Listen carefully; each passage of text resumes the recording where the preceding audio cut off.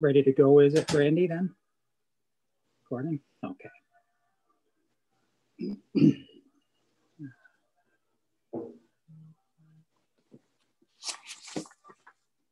Did we get any regrets, Brandy? No, I didn't. I'm not sure if you can see under participants, James is on. He just doesn't have video. I see James, I just don't see Ron. I don't think he's on right now. Okay. Well, it is 6 o'clock, and so we do have quorum, so we can go ahead anyway and get started, I think. So, welcome everyone. Thank you for joining us. We'll get started on the Renewable Energy Vibrancy Fund Advisory Committee for January 4th, or February 4th, sorry. That's a mouthful, that name for the committee. I'll just got a little preamble here that I'll read before we get started. This meeting is open to the public viewing and will be recorded and posted to the township website. Please remember to keep your mics muted when not speaking. If you wish to speak, raise your hand and the chair will acknowledge. If you are a committee member with no video, please use the chat function or raise hand feature to indicate if you wish to speak during the vote. There's only one that doesn't have video, so even just speak and we can do it. If any of you start having connection issues, just if you're able to just send Brandy an email and just let her know so that we know what's happening. And also, if anyone needs to leave the meeting, just be sure and let us know so that we can ensure we have quorum. So with that, go to the agenda. So we first item number 1 is adoption of the agenda. The agenda was distributed. Everyone should have it. Is there any additions or deletions, Brandy, from staff, Brandy or Phil? No. Seeing none. Anything from members, committee members? Yes, Joan?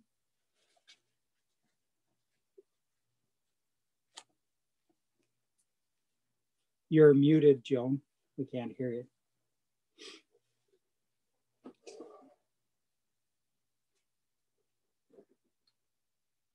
Unmute.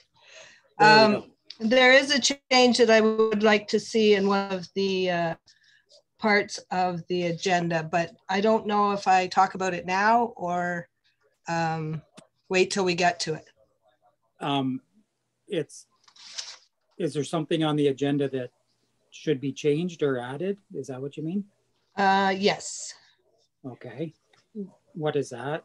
The resolution VC 2020-7 -20. Is that in the minutes? It could be. Okay. So that's yeah, we'll deal with that under item 3.1 then, and we can make any revisions then that are necessary. Perfect. Okay. Thank you. Okay, great. Is there anything else, any additions or deletions by members? And seeing none, could I just get a yes, Diane? I'll move adoption of the agenda. Okay, thank you. And seconder? Joan, thank you. Mover, seconder, any comments or discussion? Seeing none. Others? James? Seeing none, I'll call the question. All in favor? Yep. Thank you. And motion passed. Thank you. Is there any declaration of pecuniary interest for this meeting? And seeing none, Okay, minutes, confirmation of the minutes of the fourth session, the Renewable Energy Vibrancy Fund Advisory Committee, December 17th. Any errors or omissions? And we can start with Joan, since this is where, if you want to mention that, this is a good time. Okay. This is, so I'm just going to try to find it here. Okay.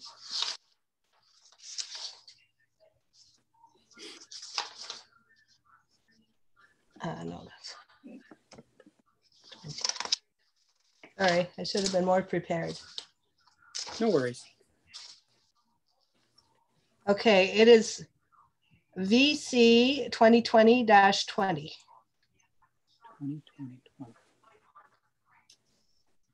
Okay. I believe because I made the original motion that this is what I would like to see there. Okay. That it read this way.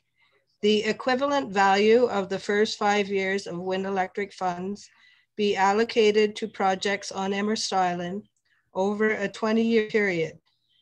Applications for projects on Amherst Island will be considered with all other applications after the 5-year allocation has been dispersed. It's just the way it's written, it just goes to the end of the 5-year allocation for 20 years. And then after that, it doesn't really say anything about Amherst Island being able to apply for any other grants or funds.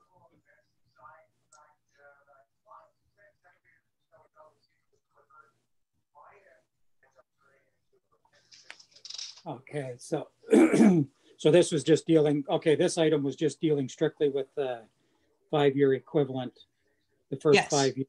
Yeah, just the wording of it. Just wanted to make sure that it included, you know, that after the 5 years have been dispersed, that they can still apply, that isn't all that they get. Apply like everybody else. Okay.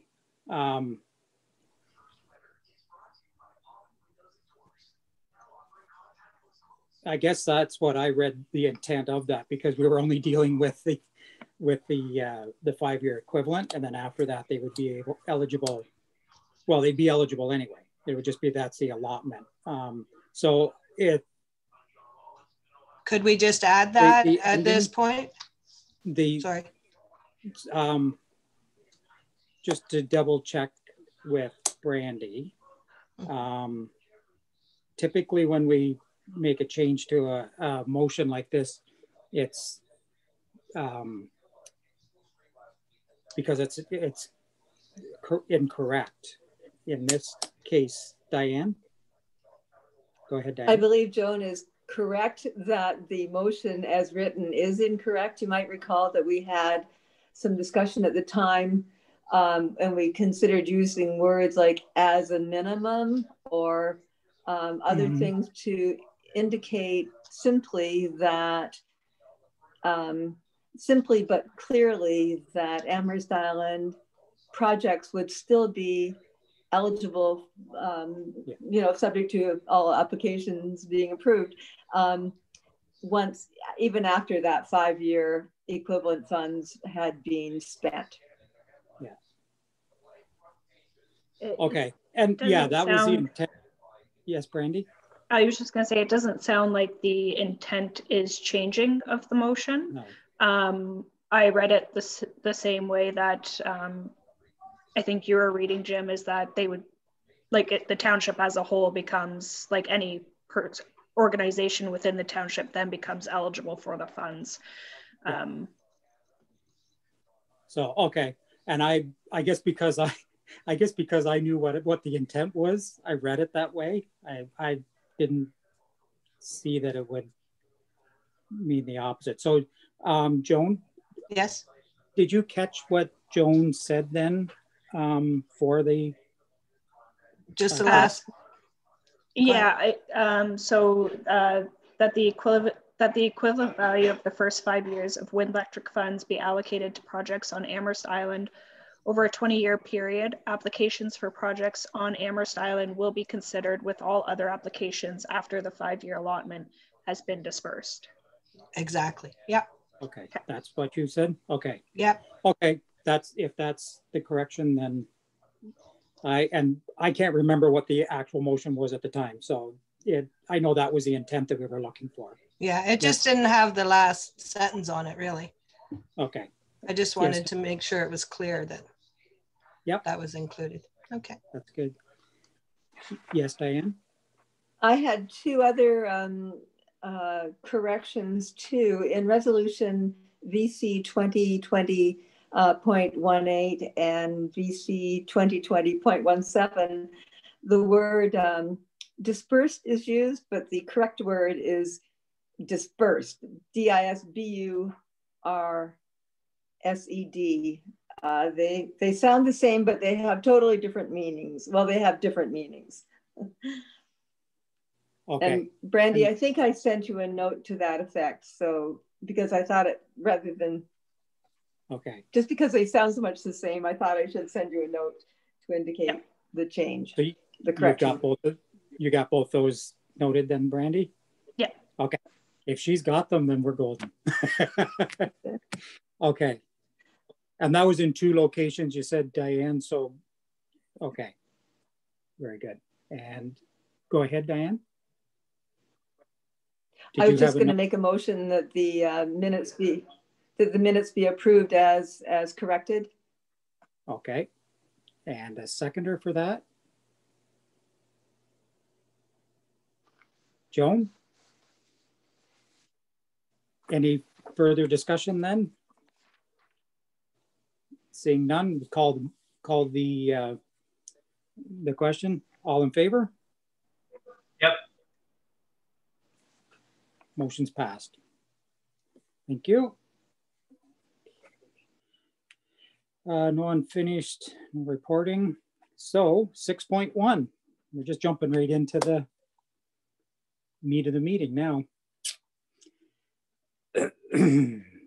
So Diane, you sent a email with some potential changes and updates that you had noted in the policy, right? It was only the policy that was? That's right, Jim. Okay. So I guess I'll put it out. That was sent to everyone, I believe. Now, I worked, so I worked during the day too. So I have to be honest, I've gone through most of it, but I may not have got all of it. How would the committee like to handle this then? From what I saw, a lot of it was, for the lack of a better term, wordsmithing it to be sort of meet the level. There were a few items I noticed that we should discuss, I think. So I didn't know if we wanted to go right through that document or just open it up for discussion on any items. Does anyone have a preference how they'd like to do that?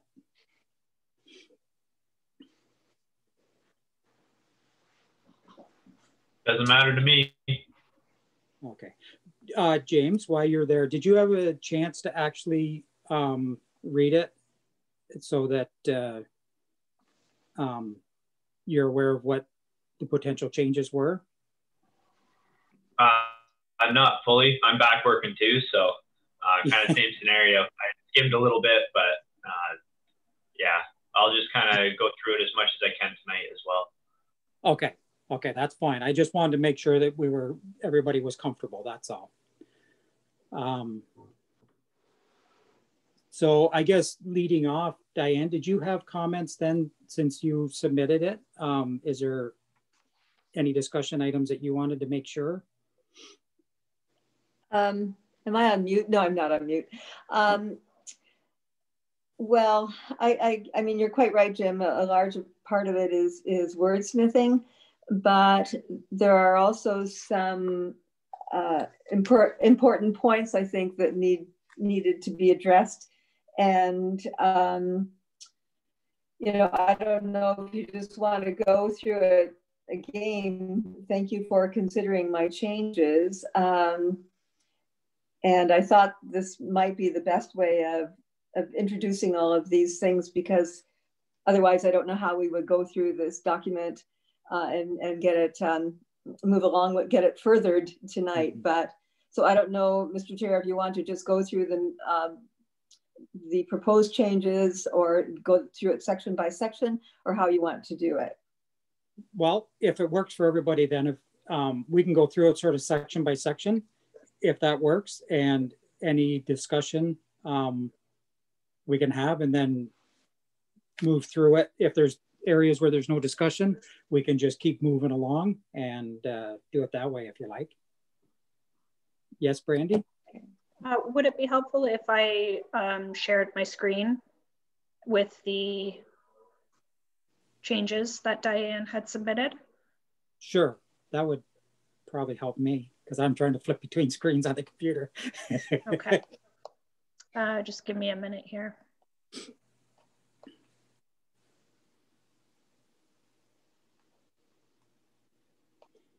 While she's doing that, thank you, Diane, for using track changes too. Okay.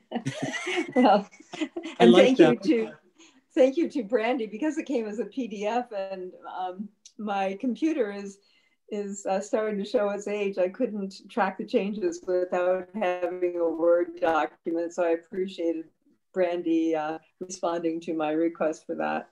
Yeah, it's always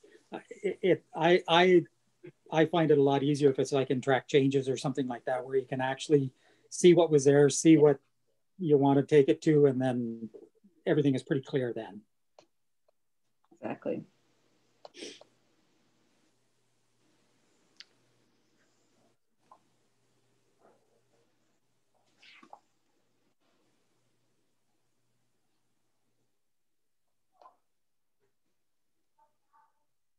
Is everyone able to see that?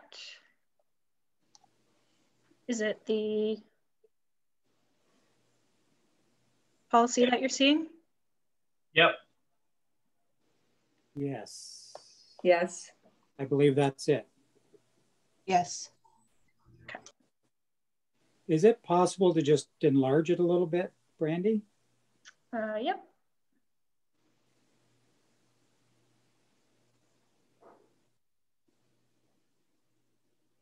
Is that better?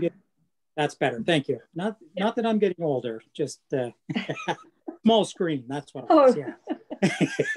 You're the only one I know who isn't, Jim. Oh my. Okay. So 1.1. I kind of saw that as basically wordsmithing. Was there any intent that anybody wanted to discuss? I would agree that it's wordsmithing. I didn't have any ulterior motive in those changes. No, and I don't mean this. I don't mean for it to sound that way. It's just if it's just wordsmithing and stuff, then the intent stays the same and everything is, it's good. That's right. Okay, so 2.1. A lot of it was, now there's the highlighted multi-year projects. I have something to ask about that as well when you're done. Okay, go ahead. I noticed through this policy that there's a lot of nonprofit organizations, and I don't quite understand why we are,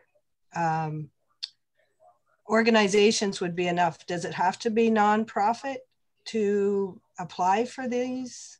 Because throughout this whole paperwork, it seems to refer to nonprofit organizations many times. So I'm just, was that the intent, that it's for nonprofit, or? Because there's a lot of organizations that are not classified as nonprofit that would potentially apply for grants or funds. Sorry, Brandy, go ahead. No, that's okay. So the use of the language nonprofit was just pulled from the two other municipalities, Lambton Shores and Blue Waters, and those were the policies that we were kind of agreed to go off of. So I mean, it can be changed or it can stay. What if we change it to something like not-for-profit? Joan, is your thinking that if it's that we don't tie it down to somebody that has a tax number, like to be able to exactly. Okay. I think that not-for-profit or non-profit are the same, other than you have to deem yourself that. I think there's lots of potential for people on Amherst Island, because I only know Amherst Island, that may apply for these that are not necessarily a non-profit or not-for-profit. I just don't care for it to be categorized down to that. Why can't it be just the organizations is my question. Okay. I have a question, Mr. Chair. Yes. I wonder if there's some confusion between not-for-profit or nonprofit and charitable. So, I mean, you can have, and again, using Joan's Amherst Island example, you could have a, the Waterside Music Festival it's a charitable charitable not-for-profit. The Back Kitchen is a not-for-profit, but it doesn't have charitable status. Yes.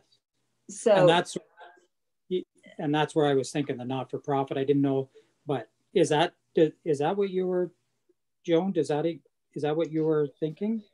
No, I just don't know why that word has to be in there, because I think there's organizations, be it, I don't know, the Harvest Fest, Topsies, the Woolly Bully race. We don't know if they're not for profit or if they are. Why does it have to be one or the other? Why can't it just be the organizations? Anybody that, I think it pinpoints it too much. I think anybody should be able to apply for these. So it would be open then for a business then that wanted to expand or something? Is that what? No, not business purposes, but if you have, like for instance, we have a fair here with the farm community. Mm-hmm. So I don't know if they're for profit or not, but they should be able to apply for a one-day gathering, music, games. But I just don't understand why nonprofit has to be part of the language. And I guess, again, the way that I was looking at it was they would be eligible because it's not a business that's looking to make a profit off of the day.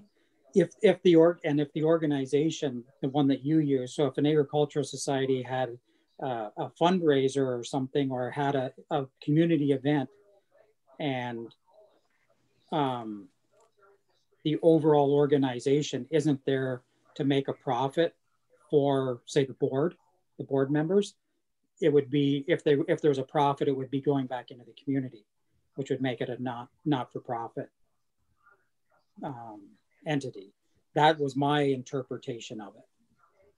What I was thinking was if we don't have something like that there, then if one of the businesses wants to put an addition on, say a store that is working for a profit, would they be eligible? Could I ask a quick question? Yeah. All these funds, they would be approved or denied through the city, or like through the township council, wouldn't it? Yes.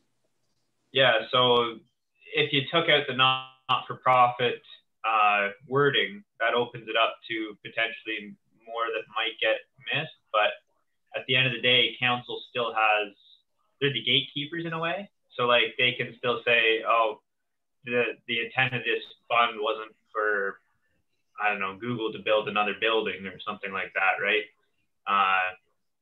It's more for community-based things, but like that way, if there is some kind of fundraiser that, I don't know, a business is putting on, you could maybe still incorporate that or something, even though they're a for-profit business, but they're doing something in the community. I don't know. Like it's all kind of on the council's judgment at that point, right? And like, I feel like they're always trying to do things in the interest of everybody, right? So just my. Yes, Diane. I'm sorry. I don't know if you can. I can, because I'm not getting a split screen. I only have the policy up, so I can't see anyone else. But what I was going to say was, I think that there should still be some wording that differentiates eligibility from any business.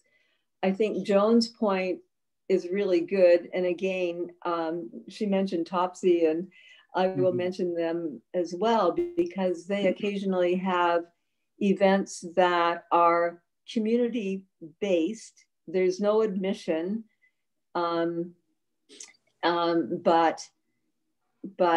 it's not for profit. It's true that the woolshed is open when they're happening, and so, you know, it's a way of getting people there.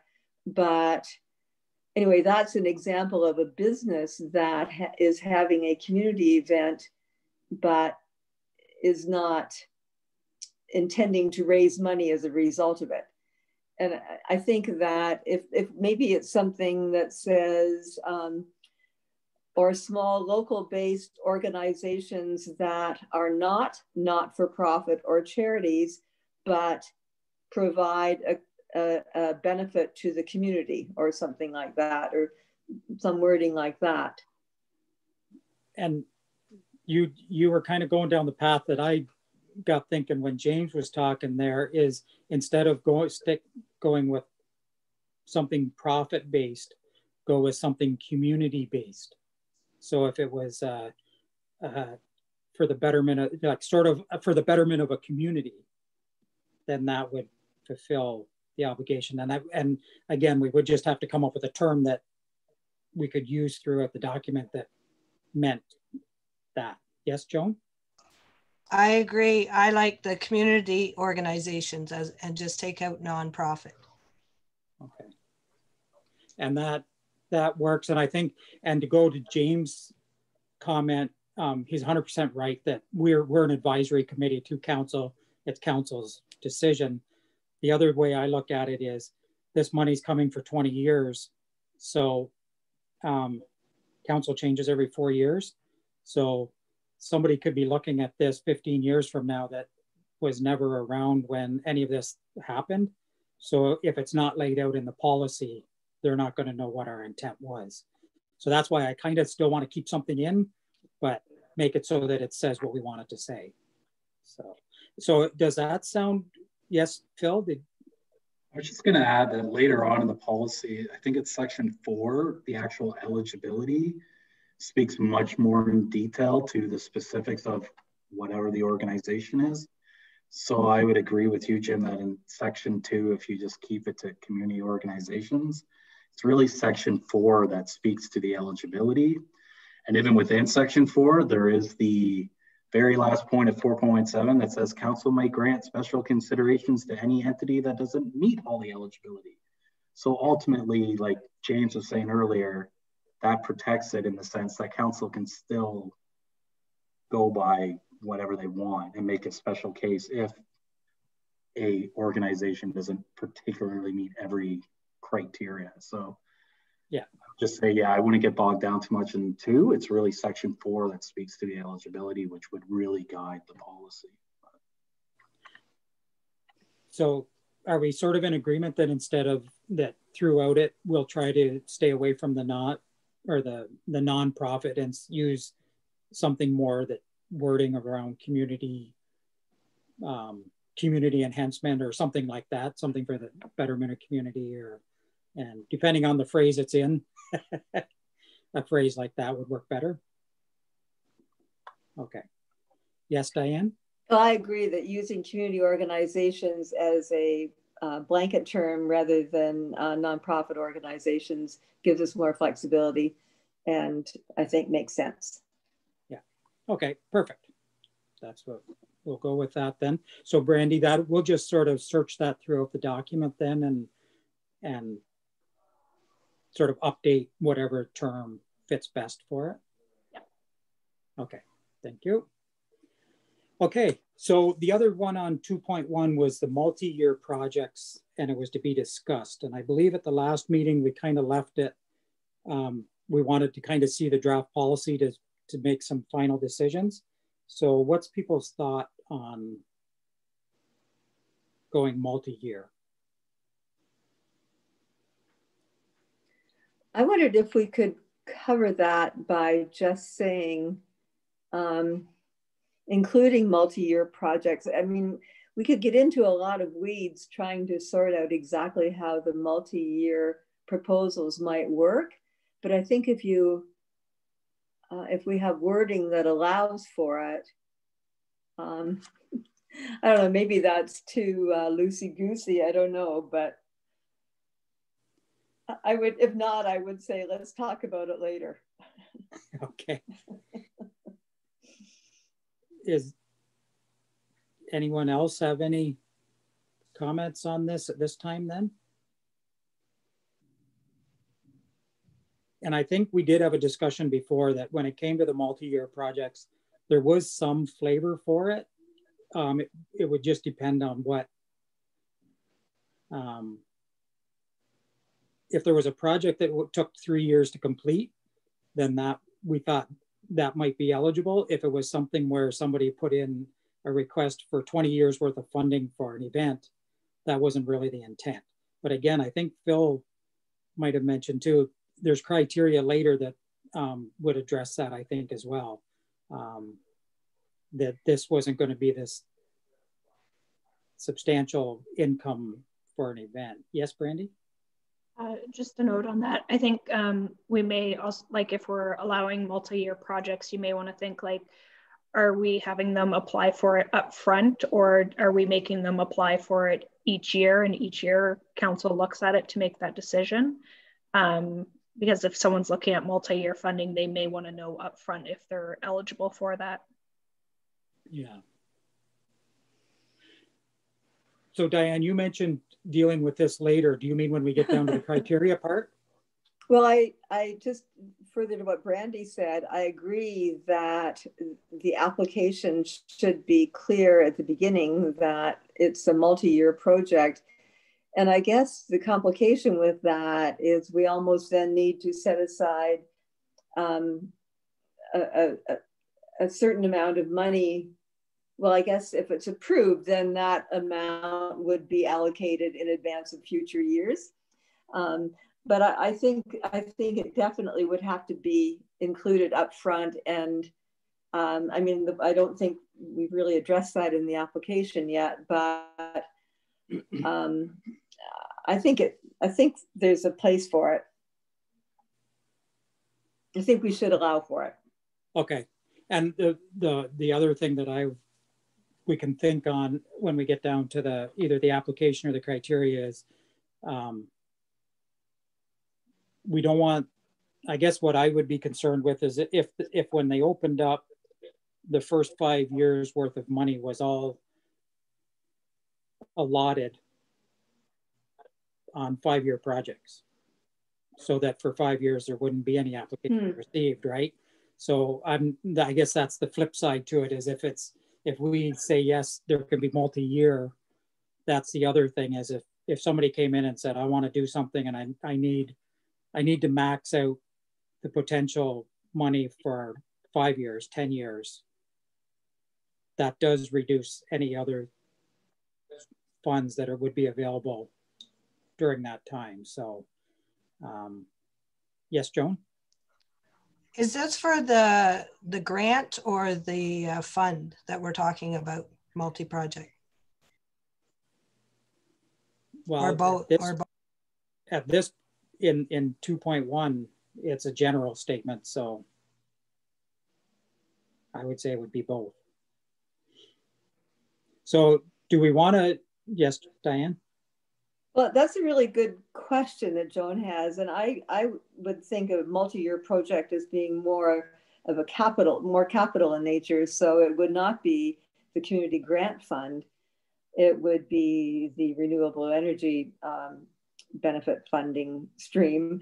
But that's just my thought, because I think, again, if someone wants to host an event every year, I think that should be covered and approved every year, not as an ongoing commitment. Okay, I'll throw something out there. What if, for the sake of 2.1, if we put a period behind eligible projects, or take from eligible projects within the boundaries of Loyalist Township, then when we get down into section 4, where it's actual criteria, that's where we would deal with the multi-year, and that's how we could deal with it being in one stream or the other. Makes sense to me. Okay. I agree. And I also think you touched on a good point there when you said that, like, if you had too many multi-year projects, it could eliminate money for like that current year or something like that. So maybe we should put a cap on like a percentage cap on the amount of multi-year projects that can be going at one time or something. Yeah. Yeah, and that's sort of where I was thinking. So, okay, well, when we get down to the criteria, why don't we see if we can sort something out on that? And so, Brandy, with 2.1, if everybody's in agreement, we'll just take out that section that's in blue and in yellow and just go from eligible projects within the boundaries of Loyalist Township. And eligible projects would be referred down into the section, the appropriate section. And I think it's item 4. Okay, I think that makes sense, yeah. Okay. Okay. So did anyone else have anything else in 2.1? Okay. So item 3.1, there's some proposed changes. Yes, Diane? I could speak to my change, Mr. Chair. Just that there is a little bit in the agreements that refer to governance and administration of funds, but I really think the intent of this was of setting these, what's in 3.1 was to ensure longevity of the funds and effectiveness of their use. And that's why I suggested the wording that I did. Okay. Yeah, I think that sums it up for me. Other members, any comments on the proposed change? Seeing none, let's say that looks good then. 3.2, I'm just scanning it again as I go to make sure I'm catching it all.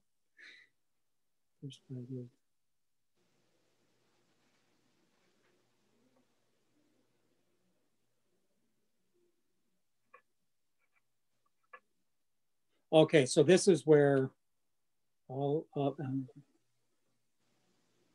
so this is sort of goes back to what Joan's comment was in the minutes, where this would make it clear that Amherst Island is eligible throughout the 20 years. It's just the first 5 years worth of allotment would be sure to be spent on Amherst Island. Was that the intent, Diane? Yes, it was. Okay. Does anyone have any comments or?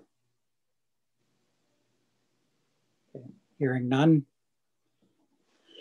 We can slide on down to 3.3 then.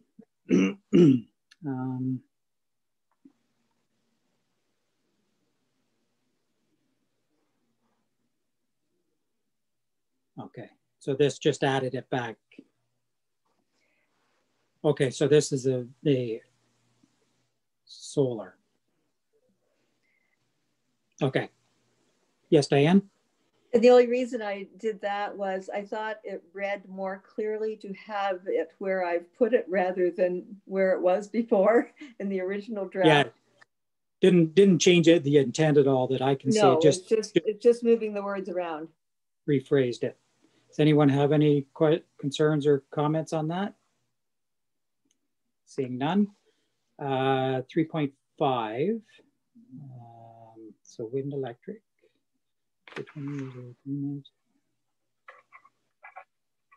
So again, this really didn't, I don't see that this changed the intent. It was more ensuring. Is that correct, Diane?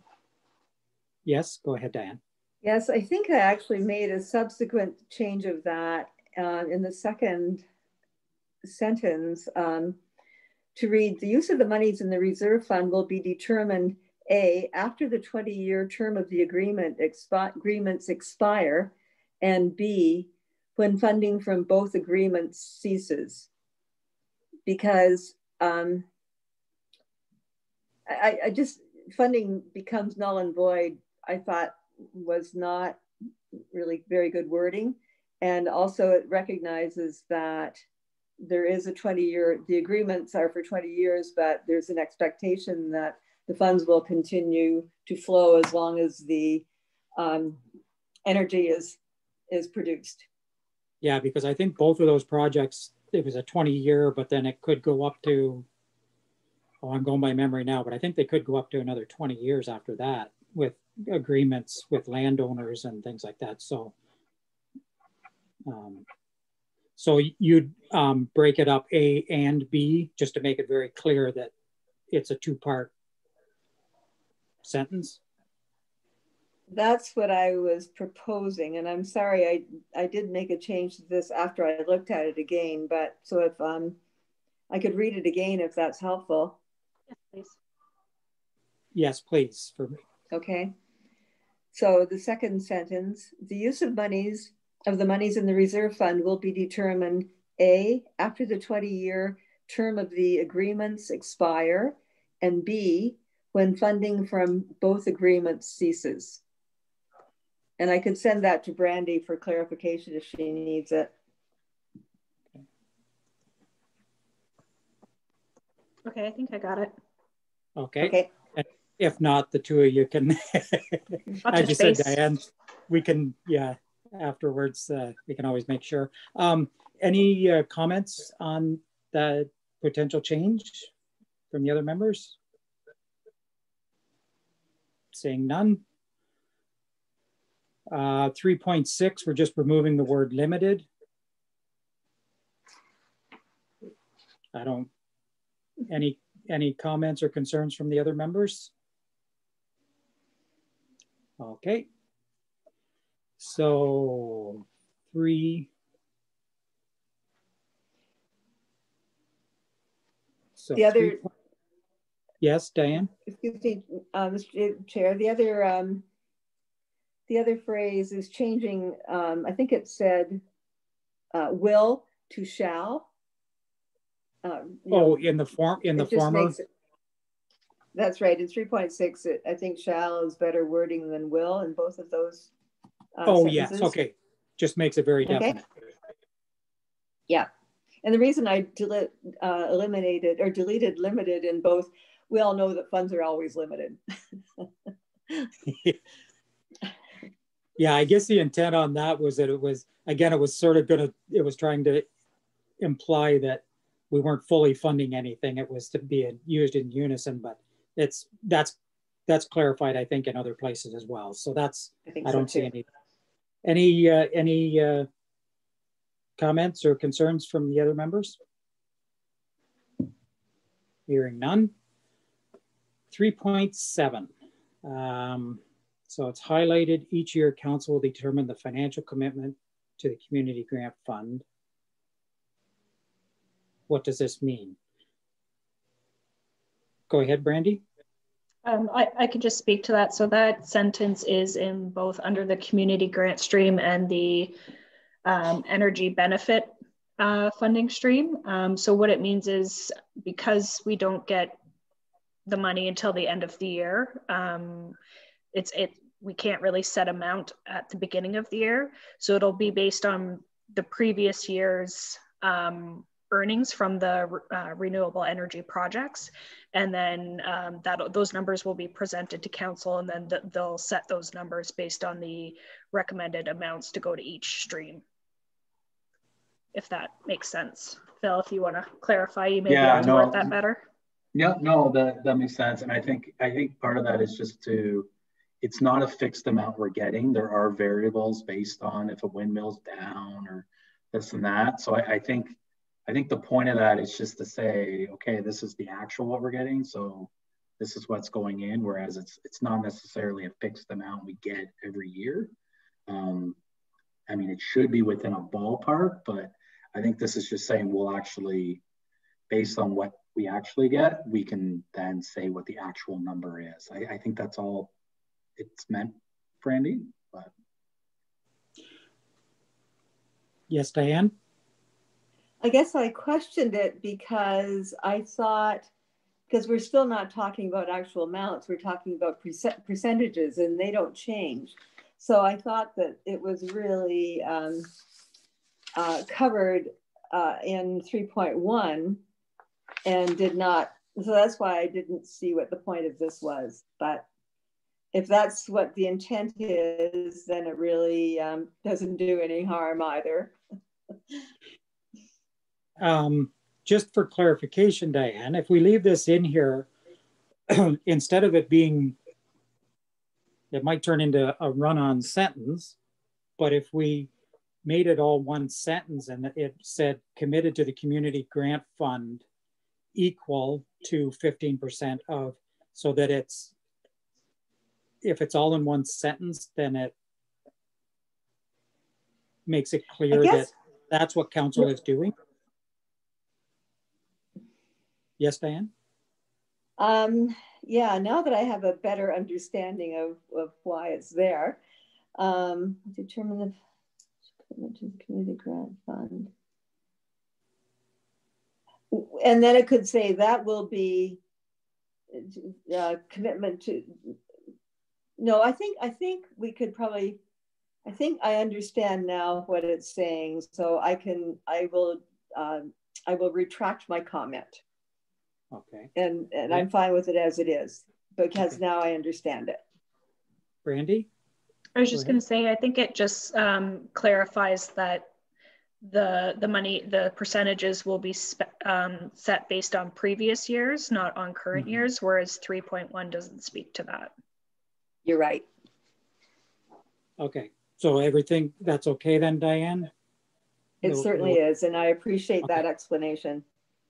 Very good. Okay, so we'll scroll down to which one's next? Okay,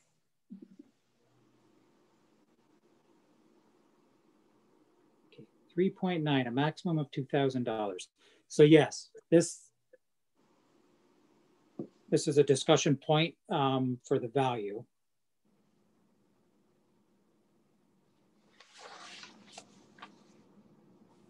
And yeah, where's I guess. Yes, Diane? I should have, sorry, Mr. Chair, I was,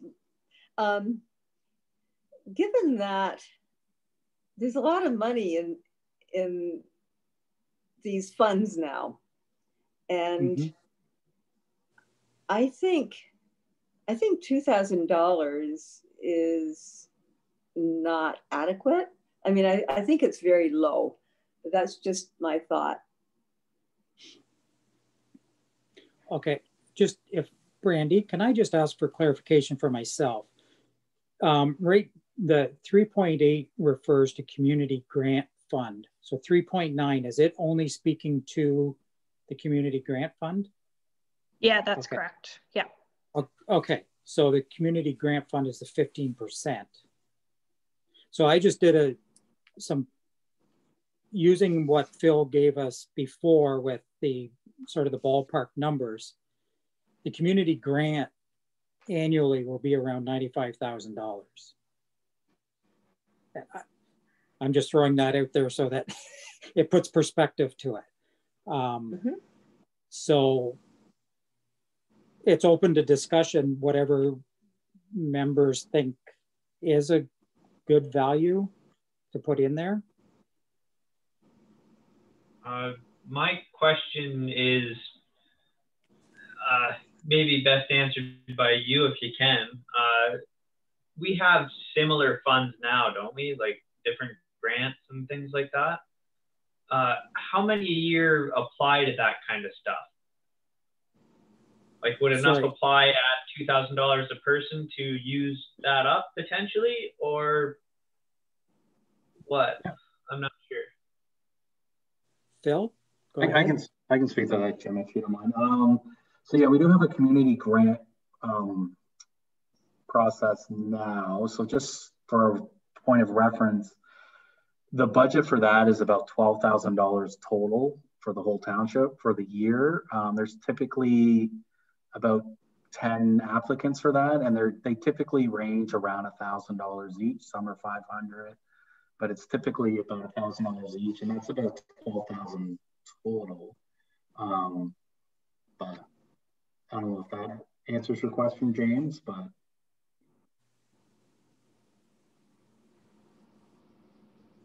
Yeah, it does.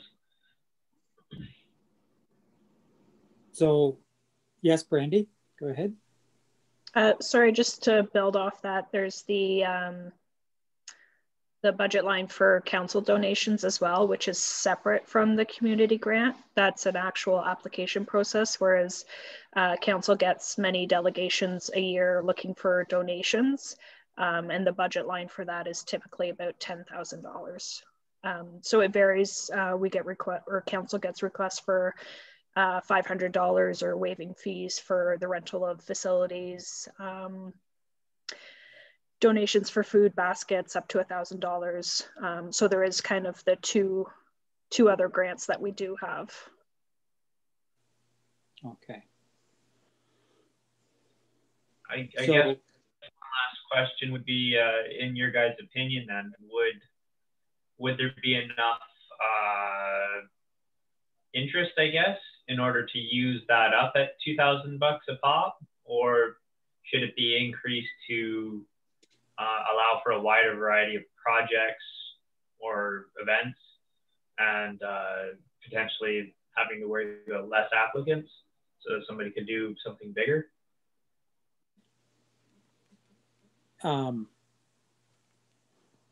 That's a good question. Phil, just if I could just go back to your comments, the grants that you were talking about, they're fully dispersed every year, basically? Basically, yeah. Okay, so there is a demand. So yeah, I guess if it's at,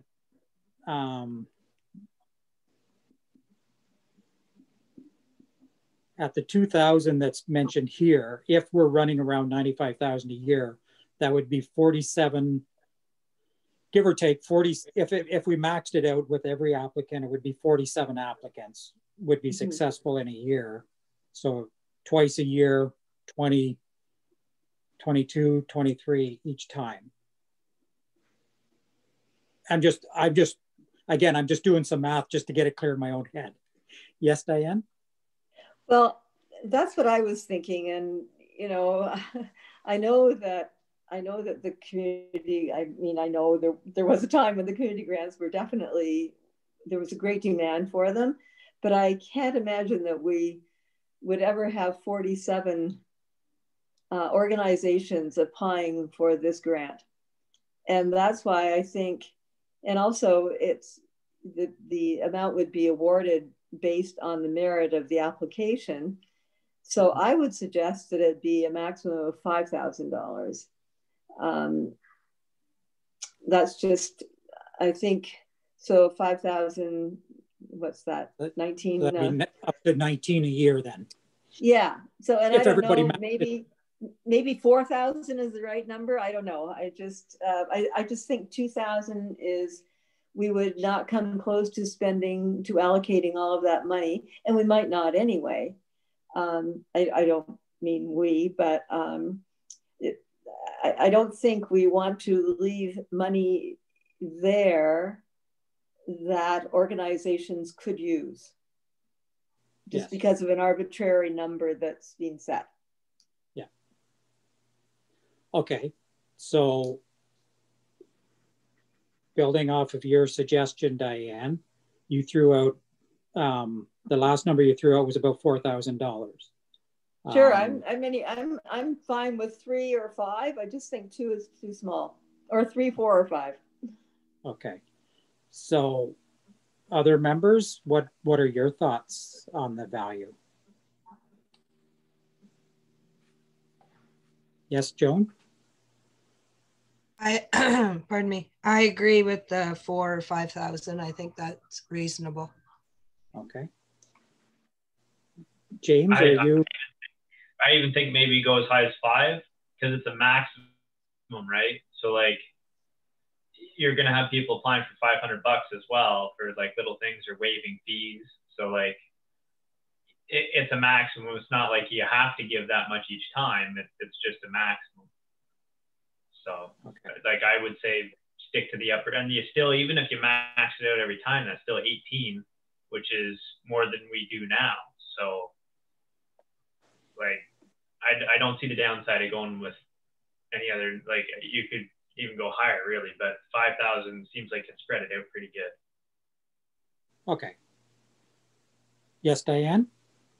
Well, it's kind of exciting when you think of the community events that could happen if they have this sort of funding, and how that could make it could really better our communities.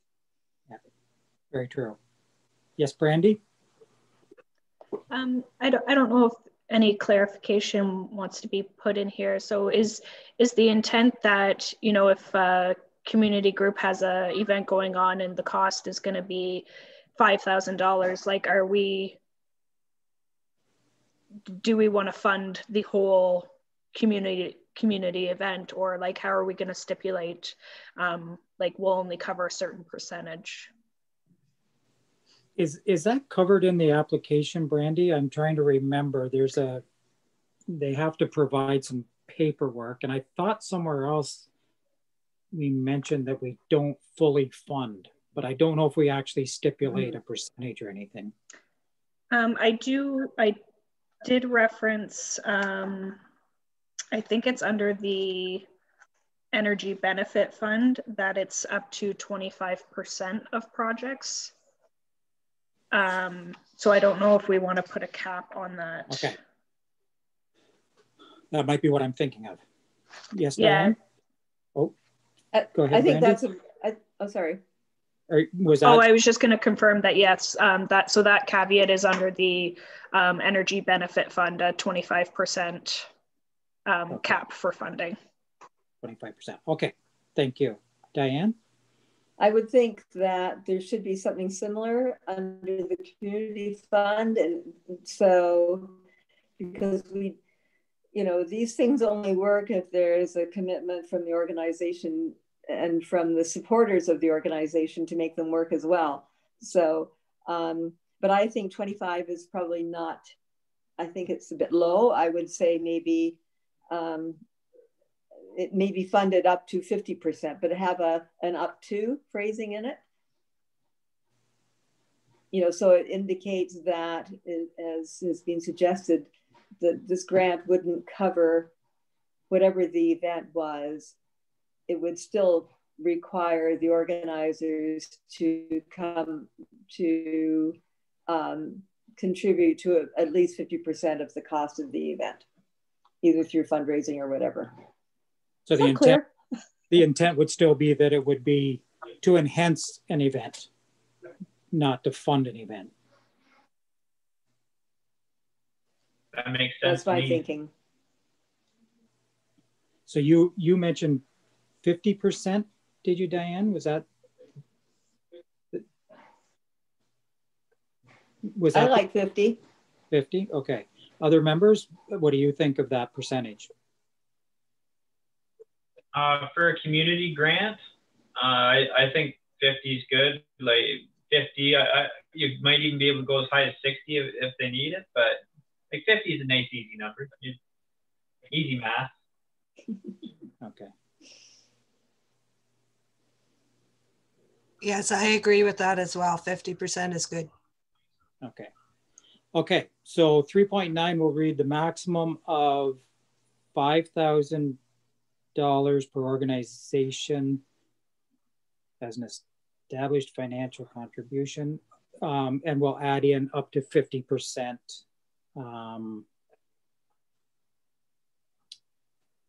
of the event. Well, it's not necessarily going to be an event.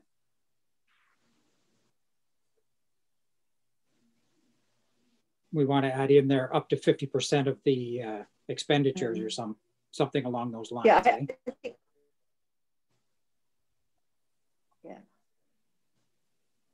Maybe if we said it in no event, in no situation will the grant cover more than 50% of the expenses of the organization or something like that.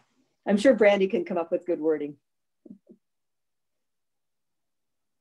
One other point I might put in there, just if you look above under what you can use the community grant for,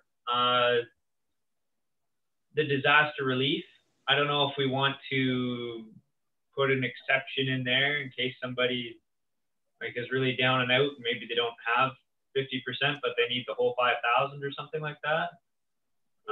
Just because it is like a disaster situation, not an event or something like that.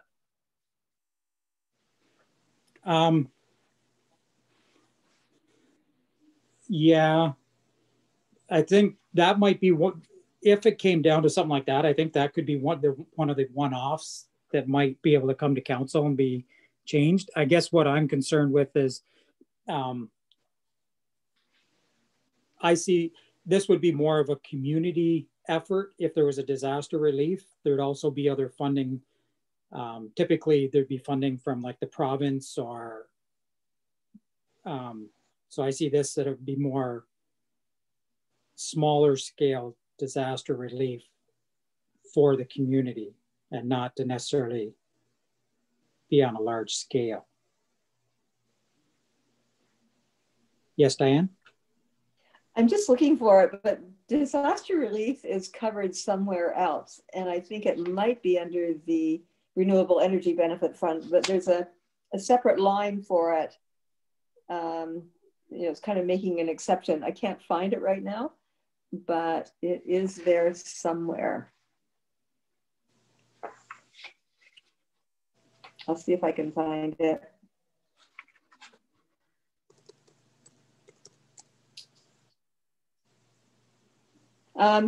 It's 4.15. One-time special requests for assistance will be considered on an individual merit basis. Examples of these types of requests would be flood or ice storm disaster relief requests, either locally or on a broader scope.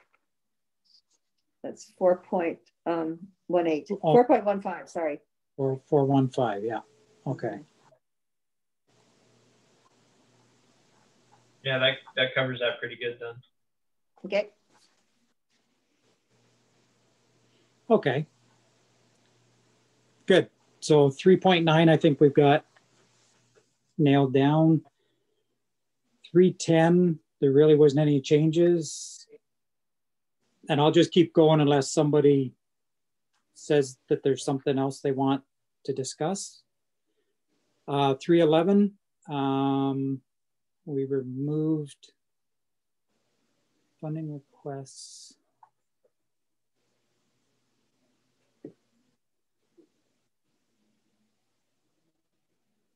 I just thought it was getting into discussion of something that isn't even covered in this section.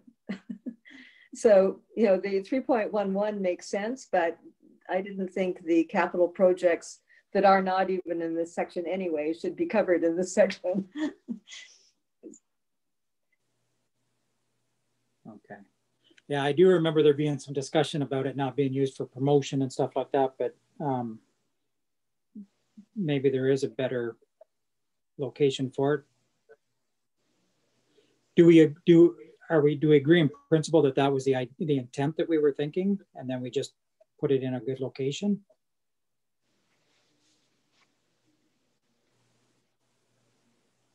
Yes, Diane?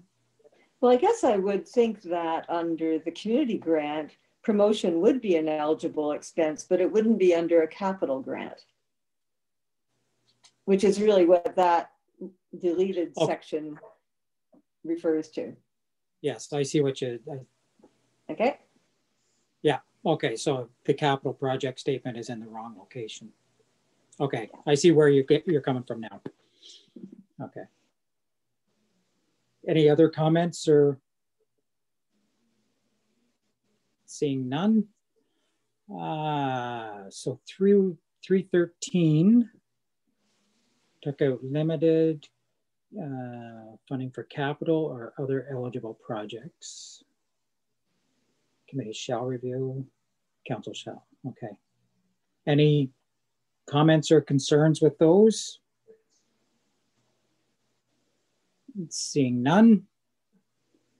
314, dear council. Oh, okay. This is the question again about, so are you okay with this again then, Diane? Yes, I am. I'll withdraw that question. Okay, very good.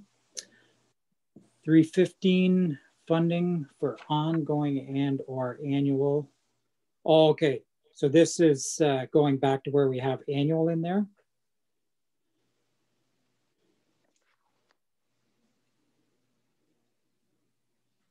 That was in the original. I didn't make that change. So this was one where so when we're dealing with cultural and historical events or those types of things and not capital, do we want to commit to long-term with those? Or when we were talking about multi-year commitments, we were discussing sort of more capital projects before. What's the committee think about it being for this type of thing?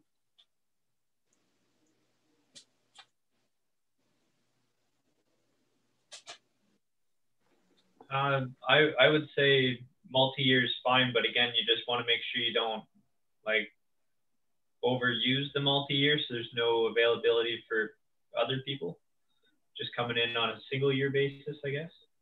Okay. Joan, you want to go ahead? I think it might be easier not to have the ability to do multi-year. Just do it every year. Less complicated.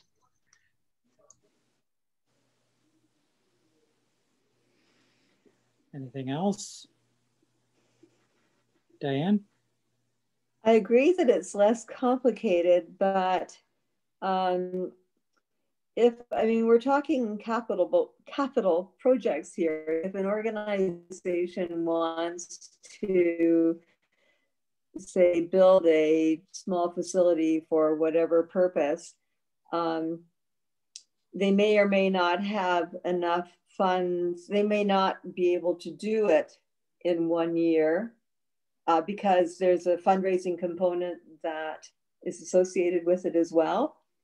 I agree with Joan that it's simpler if we don't have it, but that's the only thought that where I thought there might be a reason to have multi-year projects. I don't know, maybe it makes it too complicated though, so I'm okay with backing off that as well. Well, the one other thing, if we want to consider that, Diane, when we read a little further, events which are not capital projects, it says in there. So if we're going to say that we would do multi-year for capital projects related to an event, then need to do a revision there maybe. And take out not. Yeah, no, I don't. I think for events, I agree 100% that should not be multi-year. I'm only thinking for, because that's not a capital project, but I think that but for a capital project in the truer sense of the word, like say, I don't know, I don't know, something that, I don't know, I can't think of an example off the cuff, but something that can be staged over more than 1 year, because that way the organization can handle it, because there's a fundraising component. I think we need to have that, but definitely not for events. So in terms of this sentence, then, I would just say funding for ongoing and annual cultural events. Yeah, I don't see anything wrong with that wording as it is. Just take out the TBD. And then we would just do it on. It would just be done on an annual basis like the rest of them then. Exactly. Okay. Well, maybe if we then just say funding for annual cultural and or historic events. Take out the ongoing. Take out ongoing. Yep. Funding for annual cultural and or historical. Yeah. That's clean. Sorry, that makes more sense. Okay, Brandy. I like to get the nod from Brandy that she's got what we were thinking. Okay. So if everyone is good with that, so 316, a maximum of 10,000. So I guess the question here is that a value that we want? What value do we want to place on this one? And the math that I did with the 25 in reserve, the 60% for benefit funding would be give or take 380,000 a year. That's a lot of 10,000s. It is.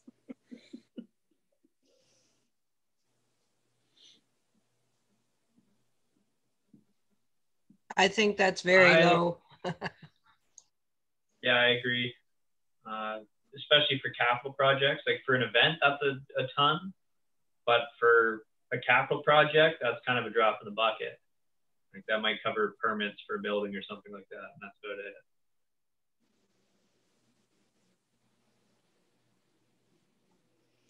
So what do we think? Like, I'm just looking at the list that we were looking at: energy sustainability, land stewardship, recreation projects, the cultural historical events, heritage preservation, or economic business development.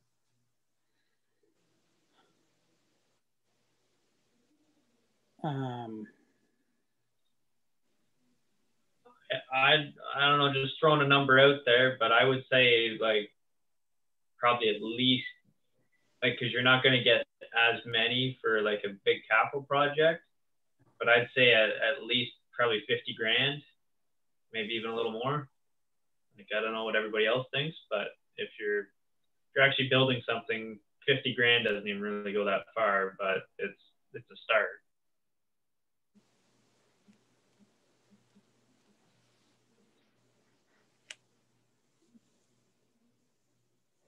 Yes, Diane. Sorry. I would support that.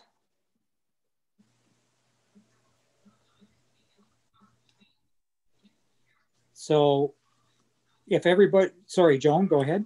No, that's okay. I think 50 is a good number. It's still kind of low, I think, but it would be a good place to start anyways to make the...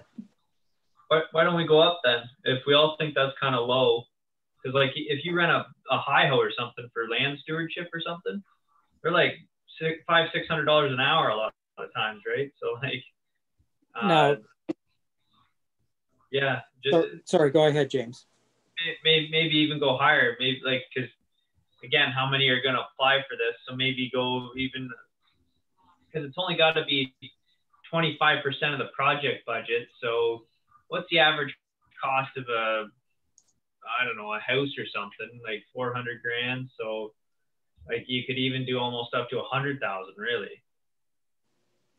I see what everybody else thinks. I'm not sure, but like, I agree with that as a maximum. Yeah, I think I do too. The 50? No, 100. 100,000. Yeah. We're just spending this money like crazy. So, and I'm just throwing this out there, just doing the math. If we put it at 100,000 and we get people coming in wanting the maximum and are eligible, that would only be, well, 3.8 applicants per year would get money. Yeah, and I'm just putting the reverse on it. And what I'm looking at is if we end up with, to start, if there's projects that there's a number of projects that people want to do, sort of going back to, this is 25% funding. So if somebody wants $50,000, it's a $200,000 project that year. And I'm not saying I'm just trying to look at it from both sides. We want to make sure it's available to as many as we can, but helps as many as we can. And I'm not saying what the right number is. I don't know. It's just, are we okay with saying that a maximum of 3 or 4 a year is good? Well, it's a maximum, and it's also council's discretion too, right? Like if they get 8 applications, they're obviously going to say, okay, like maybe 8 worthy applications, I should say. Everybody doesn't get the max, but we'll divvy it up in a fair manner, right? That's right. It is a maximum. It doesn't mean that they will get the maximum.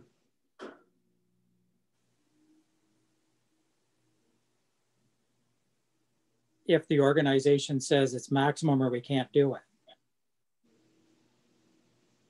Yes, Brandy?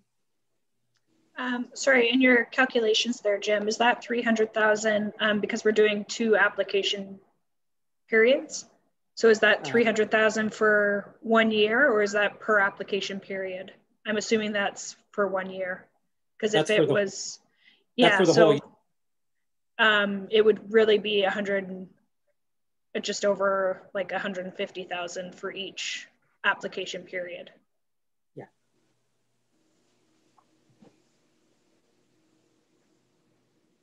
I'm not saying 100,000 isn't the right number. I just want us to make sure that we are comfortable with it. Yes, Joan? Are they going to have 2 applications for the grant as well as I'm sorry, are they going to have 2 applications for this fund as well as the grant? I thought it was just for the grant that they could apply twice. Like there'd be 2 applications in a year. That's for this. I think the way it was left at the last meeting in the draft policy is written is that it would be twice a year for both streams. For both. Oh, I just understood as grants. Okay.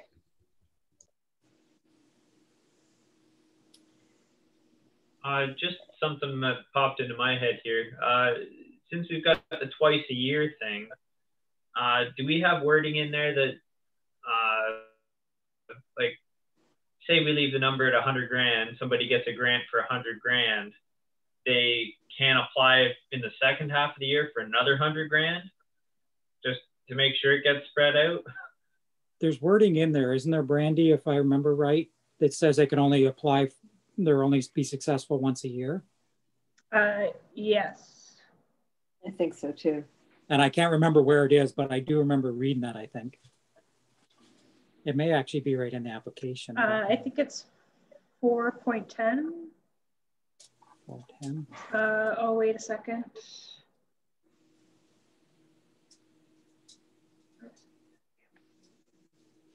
We can add that. We can certainly add that if that's the wish, or make sure it is here. And just because an organization applies for something doesn't mean that they'll get it. No. You know, it would be considered up against all of the applications that come in, and if no one else applies, then maybe there's a reason to do it, but it wouldn't be automatic that they would get a second donation. I mean, I understand the principle of it, but again, this will be carefully administered and doled out fairly. So I guess the number that was last put out there proposed was 100,000. Is everybody good with the 100,000 then, or do we want to change it? And then would we like to change it to 75? Yes, I agree with 75. I think that's a little less. It's just money. Is everybody in agreement then that we will set it at 75? I mean, this is going to be a living document, so if it needs to be tweaked, it can be reviewed and updated. This is a document to get everything rolling for sure. Okay, so for now we'll put 75 in then, Brandy, for the maximum. Okay.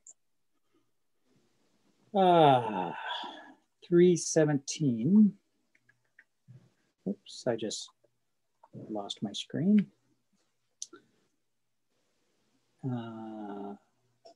Applicants can reply. So with this here, I guess we just wanted to make sure that the 25% was acceptable.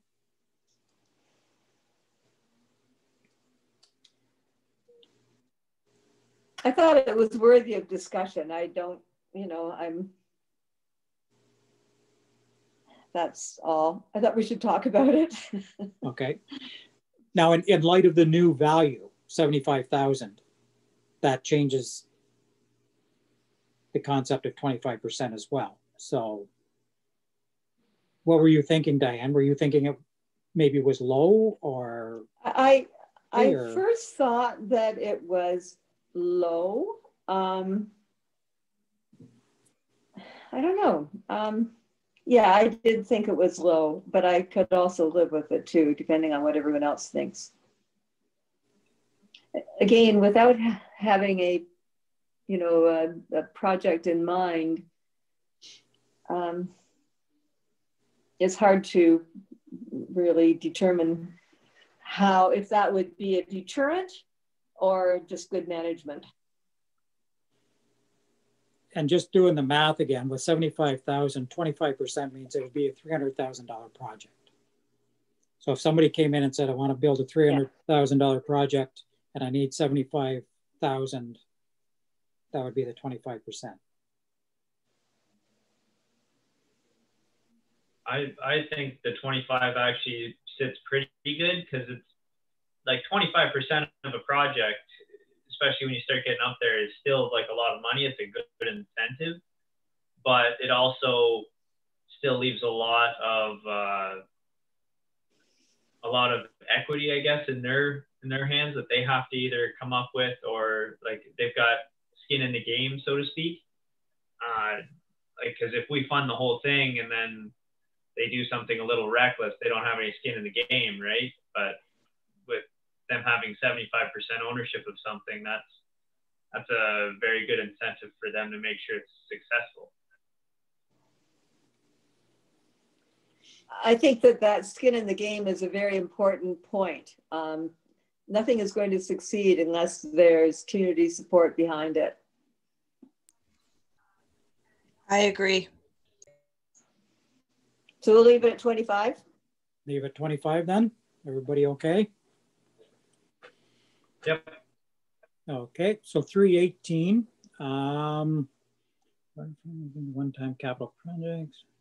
Community events shall apply for funding through the community grant stream. And I don't know why I highlighted that. It seems to make sense now. I guess I wondered if it even needed to be in there, but. I think it probably was more for clarity. Was it, Brandy? Yeah. Is it all? Sorry, yeah, it's just to provide that clarification. Okay. And just reminders. Okay. If everyone else is okay, then we'll go to 4.1.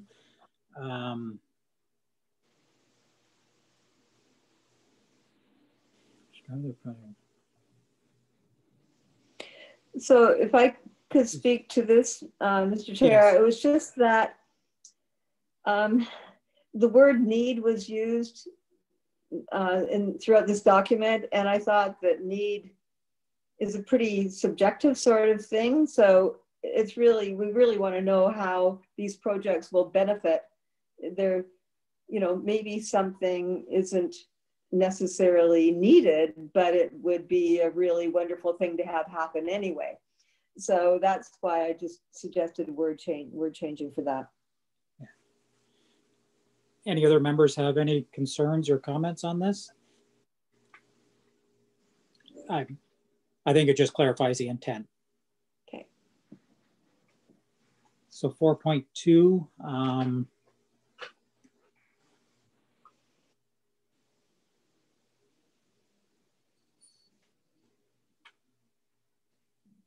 okay. Intent understood, wording could be improved. Diane? Well, I struggled with this one because, I mean, first of all, you know, at first read, it makes perfect sense that organizations must be based in Loyalist Township. But then, I mean, Joan has mentioned the Woolly Bully race, which that's not based, and it's a different thing. It's not a capital project either, but it's an example of something, of an example of, well, and I'm going to use the one that I was actually thinking of, something like Drystone Canada, that has it has ongoing activities in Loyalist Township, but it's not based in Loyalist Township. It has a base, or it could have a base in the township. So I'm sure that that's just the only example I could think of, but I think it might be limiting it to good opportunities if the organization has to be based in Loyalist Township, as long as what it does benefits Loyalist Township and the money stays in Loyalist Township. Okay, good point. That's a good example.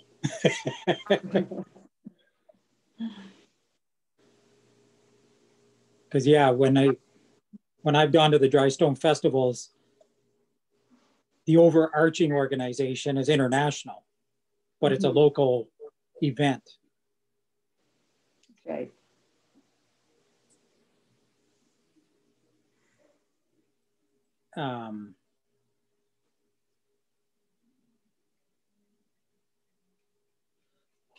So does that, if we just, where you've got it stroked out with at least a majority of members being municipal residents, do you think that removing that gives the intent that you're looking for, Diane? I don't know. When you get into membership and programs, I mean, membership is a bit tricky, but I didn't take that out. But so I think you might not have the latest change here. I can't quite see it on the. So what I've changed it to read is organizations must be based in Loyalist Township or have ongoing activities in Loyalist Township. So I replaced that. That's not the wording that you see in front of you because I tweaked it a bit more later. Okay. So I could read that again if you'd like. Yes, please. Just one more time. Organizations must be based in Loyalist Township or have ongoing activities in Loyalist Township. And then membership and programs must be all open to all residents of Loyalist Township. I have no problem with that. Okay. Other members of the committee? Any comments or concerns on that? All sounds reasonable to me. Yeah, it sounds good to me. Okay. Okay. Brandy, did you get that, or you and Diane can converse? No, I got it. I think okay. Good. Okay. So 4.3, there's some question marks. Those are my question marks. I just wasn't quite sure why this even needed to be in here, but. but maybe it's just fine. Oh, okay. Yes, Brandy, go ahead. Yeah, it's a bit wordy. It could probably be brought down a bit, but I think you kind of capture it in the change above in 4.2. Okay. Whereas if they have business in the township or activity in the township, then they're eligible. I think it's kind of saying the same thing. So I think it could almost be removed. Okay. Yeah, and I see, so it's a clear, that provides a clear benefit, even though it isn't in Loyalist Township, it provides a clear benefit. I think that's a key point. And who knows, maybe we should even put that line, organizations, especially based in Loyalist Township, or have ongoing activities that provide a clear benefit to Loyalist Township. I'm going backwards, which I shouldn't do. Sorry, Diane. I'm sorry, Mr. Chair. The last statement that you just said, are you thinking of merging 4.2 and 4.3? Is that what you're looking at? If you'll humor me, I would like to change the first sentence in 4.2 that I know we've already agreed on by adding at the end of, or have ongoing activities in Loyalist Township that provide a clear benefit, or have ongoing activities that provide a clear benefit in Loyalist Township. So it's kind of saying not only are they here, but they're here and they're doing good. Okay. And with that addition in 4.2, are you thinking 4.3 is void then? That's what I was thinking. Okay. Thoughts from the other members? Sounds good. Okay. Yeah, I'm good with that too. Thank you. Okay. You're very patient. Oh, we got to get it as quick. We got to do it as best we can. So down 4 point. So the next one would be 4.5. The organizations have demonstrated financial support from sources. Okay, they're asking for money, so they have to. Financial. Okay, that makes sense. Yeah. 4.6. The organization has demonstrated an appropriate.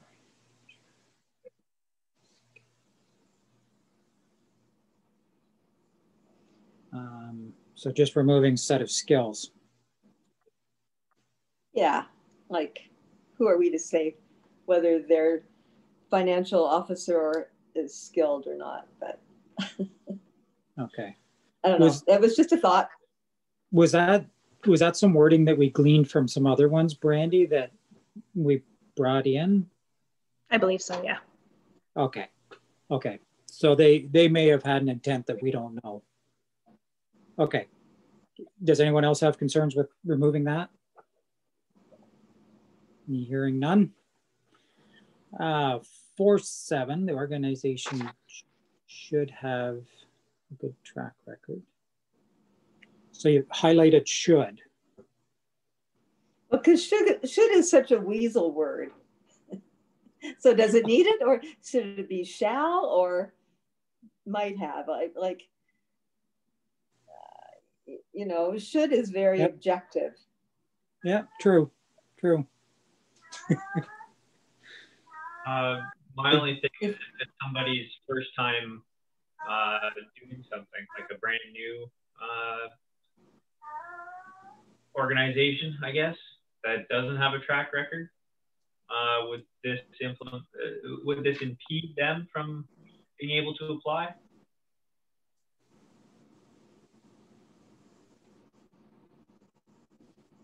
Brandy, go ahead. Sorry, troubles. I think with the caveat that exemptions can be made by council, that's something that can be gauged when the application is in and they're reviewing it. I don't think it would hinder anyone. Okay, fair point.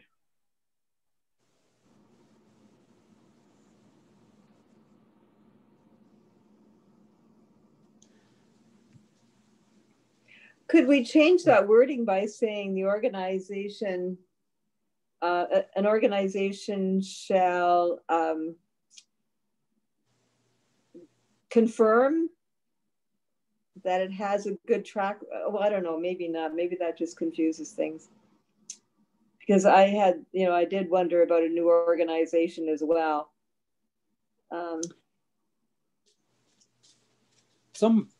Brandy, a question to you, putting you on the spot again. Do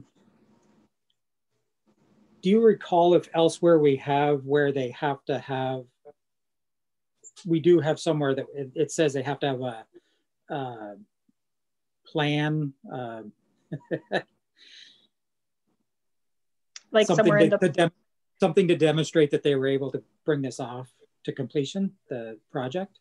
Like in the policy or in the application, like show that they're, like they have to have a detailed budget and a detailed plan, how it's going to be executed. So in that case, if we rely more on that statement, is this statement even needed? Because that way new organizations would be going on a plan that is feasible and makes sense, rather than a track record. Does it matter if they have a track record?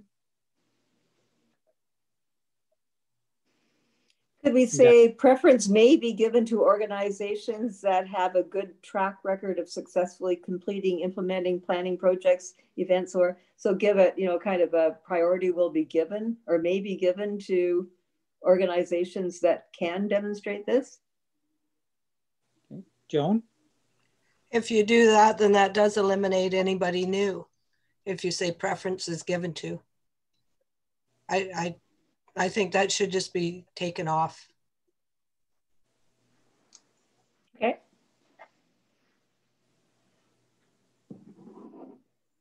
What's everybody? I like the idea that we want to be able to give it to organizations that we know are going to be able to fulfill what they promise. I also see the side where if there's a new organization that's starting up and they want to get they've got a good plan and they're raising funds and they just need help to get it over the hump, we don't want to rule them out right at the start. So it's a fine line. I think that's where Brandy's point earlier would come in. Like council makes a decision and does what they need to do, right? So yeah, either way, really, it's probably okay because council's in control of this at the end of the day anyway, right? So I don't know, they're not going to give it away to something that's, I don't know, hanging on by a shoestring. But at the same time, just because they're new, I would assume they wouldn't rule it out just because they're new, if they had a good plan and a solid idea and all that. Just a thought, going back to the very first comment on this. If we leave this in, we'll leave the weasel word. Is that our route? Well, I'm just throwing it up. I don't know what direction. Yeah. I'm leaving it open to whatever direction you guys want to go. The benefit of leaving should, I guess, would be that it doesn't mean I have to, but it does show preference to having people apply that are committed and are finishers, I guess. So if somebody's wishy-washy, they might see that and go, maybe I shouldn't apply because I don't think I can actually pull this off.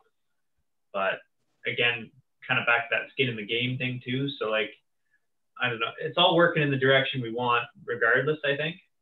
So it's probably good either. Yes, Diane? After all this discussion, I'm beginning to appreciate the value of weasel words, and we would leave the whole thing, leave 4.7 in as it's written. And that way they can draw in experience from other things. So I know, I'm thinking back to people that did come to council and wanted us to partner with them on projects and things.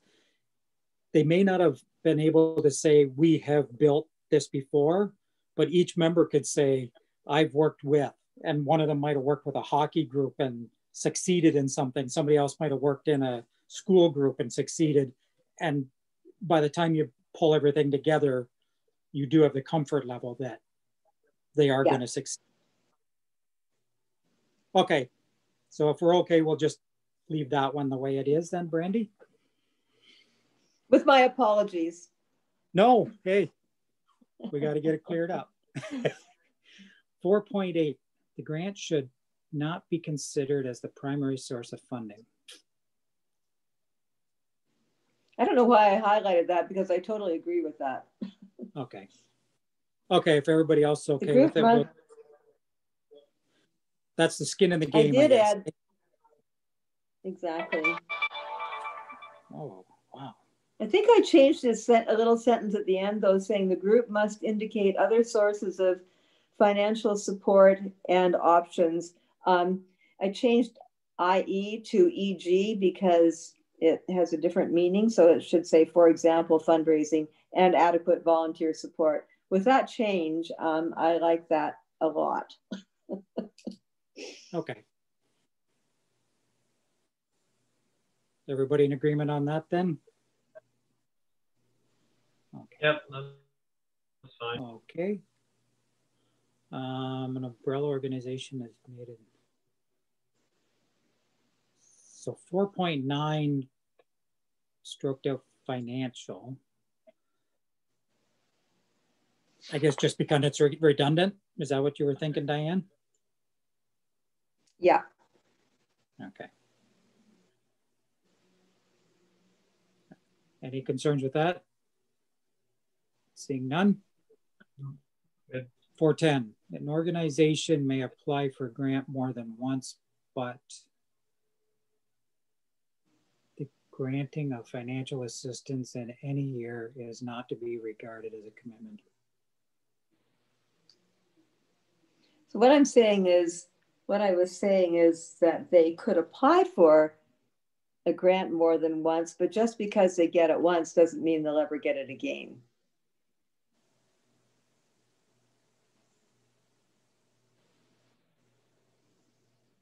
They could, but it's not a given. Okay, so you're just leaving the window open for them to apply, and so that doesn't read that they just can't apply again. That's right. Okay. Any comments from the others? Any concerns? Nope. Seeing none.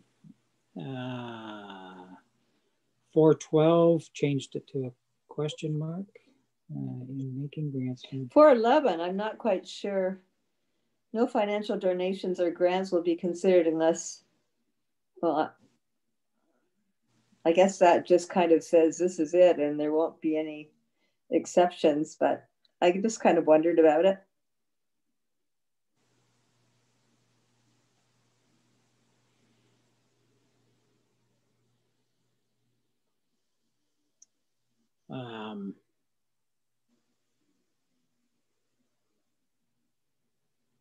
I guess I'm assuming, Brandy, that's one that was gleaned from another one again.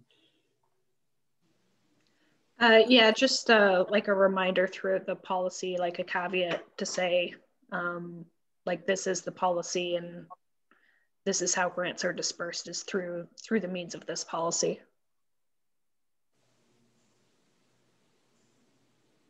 Okay. And I guess because council does have the final authority, we could remove the word specifically. And then that way it's not quite as definite, because the overarching is council can they are the decision makers. So, okay. Is that okay then, Diane? Yeah, although I kind of maybe specifically should be removed. Yeah, because that makes it very definite that. Yeah. Okay. So 412. Making grants.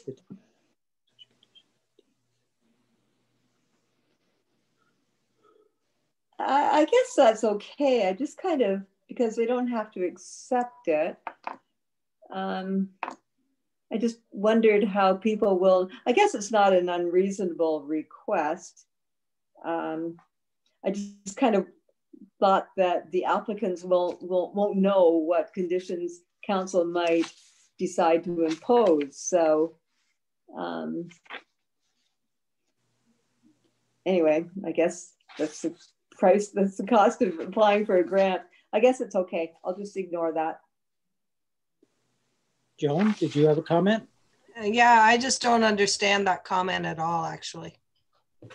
The only place that I could see that something like this might come in is if it is a project that, and say it's a capital project and they go for the maximum amount, they get it, then we may say you can get half when to start and you'll get the other half when you hit a milestone.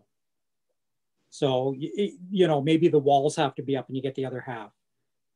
That's the only thing I can, being from a construction background, that's the kind of idea that I could come up with. There's probably others, but I don't know. No, that's an excellent example. Or like even just reporting, like just saying, hey, we've hit this milestone, we've hit this milestone, we've hit this milestone, and we're completed. Like just, and for the versatility of the policy, it just leaves that window open so that you can make sure things are getting done and being reported properly or whatever. Or if there's something that might impact the community, you could say, hey, we got to do it. We can do it, but we got to do it this way or something like that. Like I know on certain sites I've been on, they were high traffic for a short amount of time, and they wanted us to take a certain route in on roads so that we didn't make all these small country roads really busy for a while. So that would have been a condition that the township that approved would have put in. So things like that. Okay. Yeah, good point. Brandy, did I see you had a comment? Yeah, I was just going to say those are those examples are the reason why I put that in there. Yeah. Okay. And it could be even simple as something as simple as when the project's done, give us a report so that we can promote both what was built and the support that it got from the community. You know, that's the kind of thing too. It could be just something as simple as that, I suppose. So does that make sense then, Diane? It does. I appreciate that discussion. 413, all grant applications shall be assessed. Okay.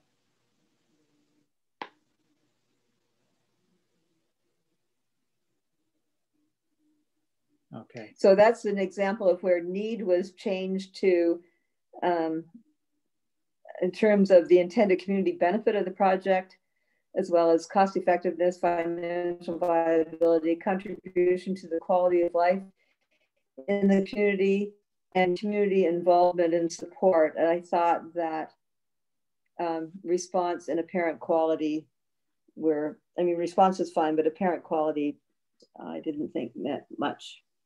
Yeah. Okay.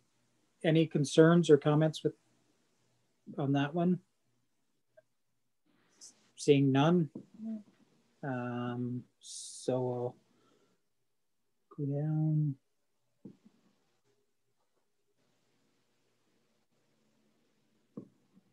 If anybody has any questions or concerns as we're going along, feel free to speak up. We'll just, if we want, we can just roll along until the next comment.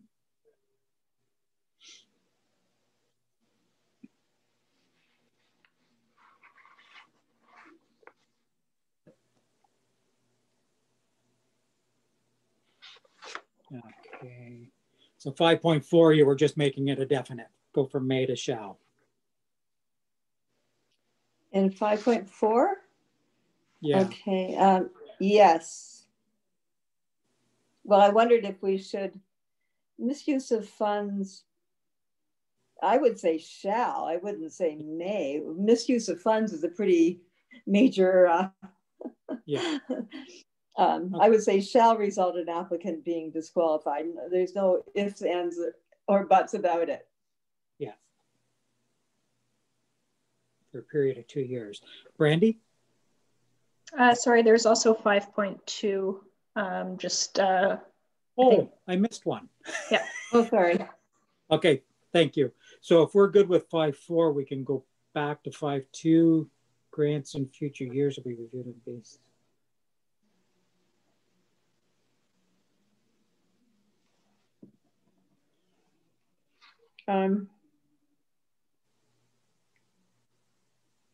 Okay, so. Yeah, I mean, they have to, I just changed the wording again. It's not, it's just wordsmithing. I don't think it changes the intent at all. No. If everybody's okay with that. If I could make a comment on 5.4 for a second. Yes. If funds granted are not transferable, and then the whole, like, if there's a misuse of funds there, could you not have, if the funds aren't allocated or haven't been dispersed, I guess, already that year, could you pull funding as well if they're misusing the ones that they have been granted? Like, say you give them, say it's a big one, they got 75 grand coming for a project, and it turns out they're spending it beer and not building material. Well, that's a pretty clear misuse of funds. So would you not suspend any more money going to them if you were giving them to them in potentially 1, 2, or 3 allotments? Like, would you want to put some wording in there that the current year can be suspended and maybe even potentially like they have to repay any misused funds? Because, like, that is a pretty serious thing if somebody's misusing the funds, is it not? Yep, it is. You're right. Diane? I wonder if that's covered in 5.9.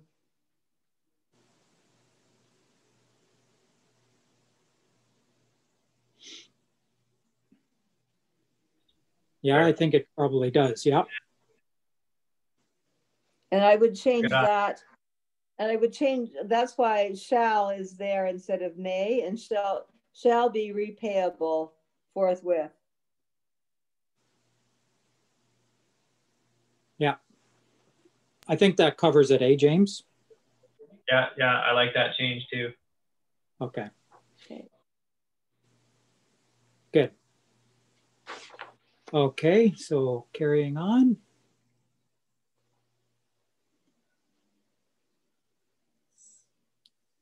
Six, 2.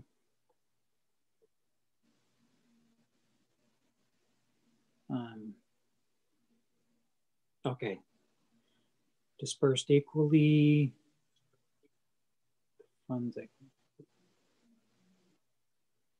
So the blue is wordsmithing and clarification and bringing it. I think that's looks good. The yellow highlighted. Yeah. So the dispersed is just the just a correction of the word to be used, and then you know. So I wondered if the intent is really to have money taken out of these funding streams and put into a stream that is going to be held in perpetuity, almost. was really what we wanted to do. Why would we not just, because we already have agreed that it would be rolled over to subsequent years. So I don't know why we would take it out and put it into the Renewable Energy Reserve Fund. Brandy? The motion at the last meeting was that council would have the option to roll any remaining funds into the reserve fund. Oh, was it? Oh, okay. Sorry, yeah. I'd forgotten that. No, that's okay. So it was either like if there was any unused funds, council could either roll them into the next year's application periods or put them into reserve. If okay, I remember, thank you for that clarification.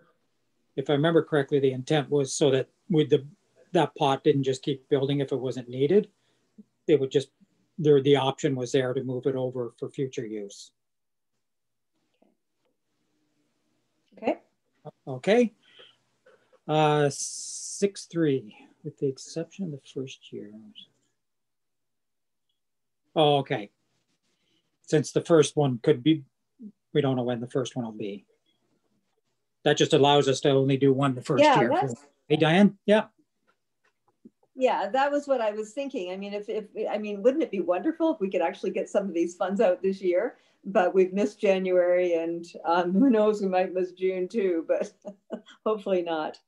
Well, I'm still gunning for it. Yeah, okay, that makes sense. It doesn't matter.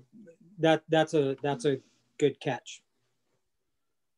6.4 Renewable Energy Fund grant. It's just putting the grant up, just including grant. Yeah. Okay. 6.6 availability of.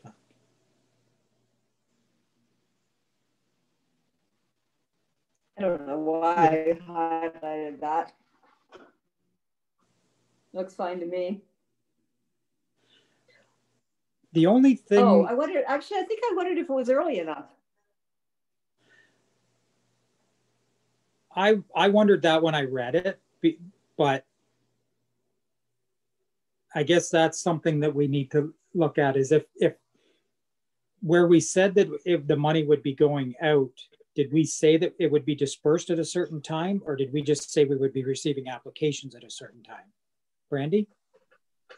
So for those timelines, I kind of picked the first application to be at the beginning of the year. So essentially, it would go out for a month, the applications, then it would be like a month for reviewing between the committee and council.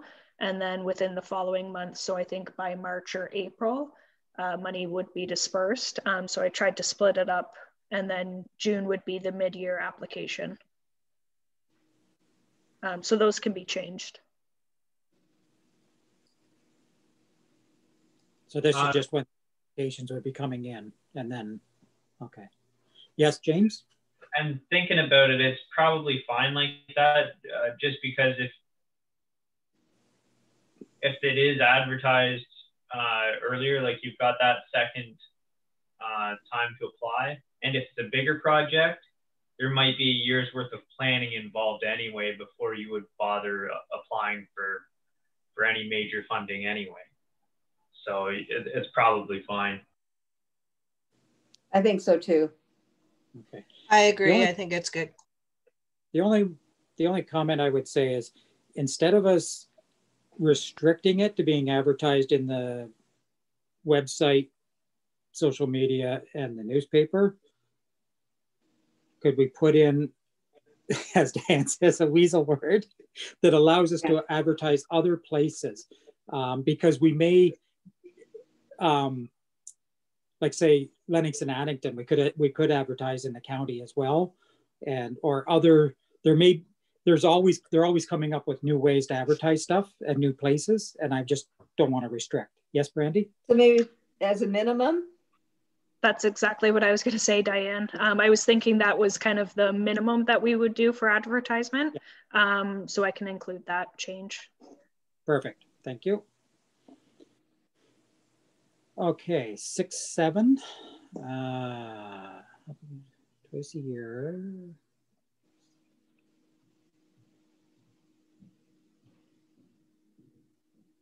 Okay. Oh, I know what I was thinking with this one. It probably doesn't make sense, but I wondered if it might be possible that a group might have a capital project going on, but they also have some other event that is complementary to their organization. For example, the Agricultural Society, maybe they might apply for some sort of a capital project, but they also want help for a fair. That's what I was thinking. So they're different streams, they're different funding streams, but they could be in the same year. That sounds fair to me. And the odds of somebody applying for both are pretty low, I think. I agree. So Diane, the wording could just be something like receive 1 grant per year for each of the community grant stream and renewable, yes, or something like that. Yeah. And I think it would be rare, but actually eligible organizations. With the example you used, something like that could happen. Yeah, so maybe if we take out either, we'll only receive 1 grant per year from the community grant stream. I don't know, Brandy, what would you suggest we were? Would you suggest we word that? Putting me on the spot, Diane. Oh, sorry. I'm sorry. I didn't mean to do that. No, that's okay. I'm just. You're quite right. If we say receive 1 grant per year from each of the community grant stream and the renewable energy stream, or something. Do you want us to leave it with you, Brandy, or maybe make it more? Maybe make it positive. However, eligible organizations may receive 1 grant per year. So instead of having will only, may receive. So it allows it. May receive 1 grant per year from both the community grant stream and the renewable energy stream under certain circumstances or something like that. I don't know, or maybe not even. Or just leave it at that, and it's the committee's decision. Okay. Are both viable? Receive 1 grant per year from both. Would an and or be applicable in there? Yeah. Yeah.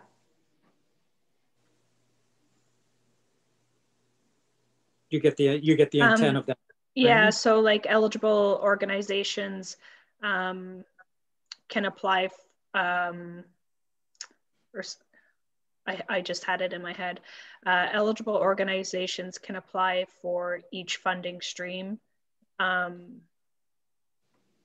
that doesn't make sense. Do you want me to take a whack at it? So Brandy, how about this?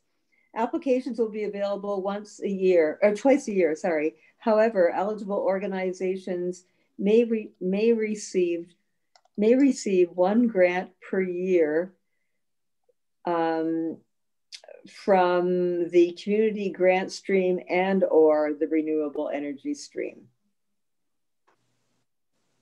Yeah. That sums it up, eh? Okay, Brandy? Yep. Perfect. I think we're all getting tired. Good. We're almost there. Council shall review this policy. I guess the thing there is, what do we want to put in there? I know they can review it whenever they want. I guess when we first added this in at the way back when, we realized that this was we were taking our first kick at the can. And after administering some of the funds, we might realize it needs to have revisions. And we didn't want it to sit too long without being looked at.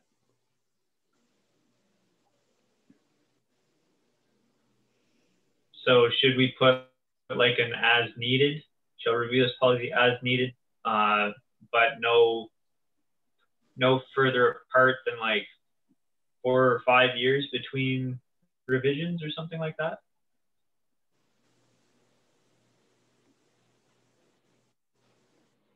Diane? At one time we had wording, and I don't remember exactly what it was now, but it kind of said that council should review the policy no sooner than every 3 years, but no later than 5. So Brandy? because that, I mean, we know that that could be changed, but it provides some stability for this. Yeah. Brandy? I think at the last meeting, when this was discussed, I think the intent from council's direction was that if they wanted to review it in the first year because they seen something coming up with it, they wanted that ability. So I don't think there was an issue with the maximum amount of review time. It was the minimum. So if they want to review before the 3 years, then that should be permitted or outlined in the policy. So what if we just throw in a maximum? Council review it every 5 years. That doesn't give council the option to review it sooner.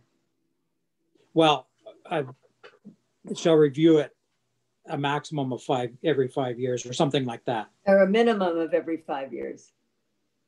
A minimum, sorry, yes, you're right. I am getting tired.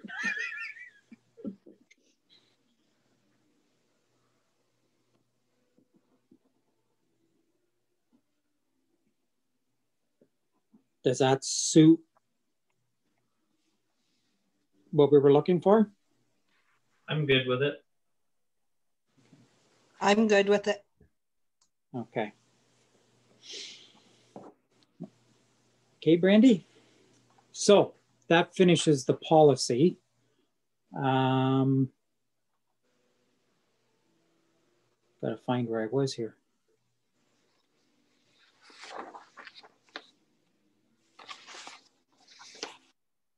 The application was attached as well. Did anyone have comments on the application?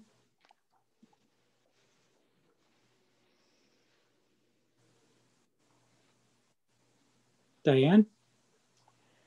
Mr. Chair, may I suggest that we, unless people want to continue, now that we have the policy revised, should we take another crack at the application? And because we're meeting again in 2 weeks, are we not? I think it was 3 weeks. We originally, February 20. Oh yeah, you're right. It's the 2nd or 25th. 3 weeks from tonight. Yeah. Yeah. So if that's everybody's wish, it is getting on in time. So your intent, Diane, was that at the next meeting we could come back with the updated policy and any revision, and that would give everybody an opportunity to look over the application as well and bring it up in line with it. And then that at the next meeting, we'd be able to accept in theory, accept the policy and comment on the application. Is that what you were thinking? That's what I was thinking. Is that acceptable to everyone? I'm good with it. Okay. Yeah, that sounds good. And in reality, at that point, by the end of that meeting, we should pretty near have it wrapped up. Yes, Brandy? I was just going to say, before we move on, can we get a resolution just stating the changes that we went over? Yes. So something along the lines of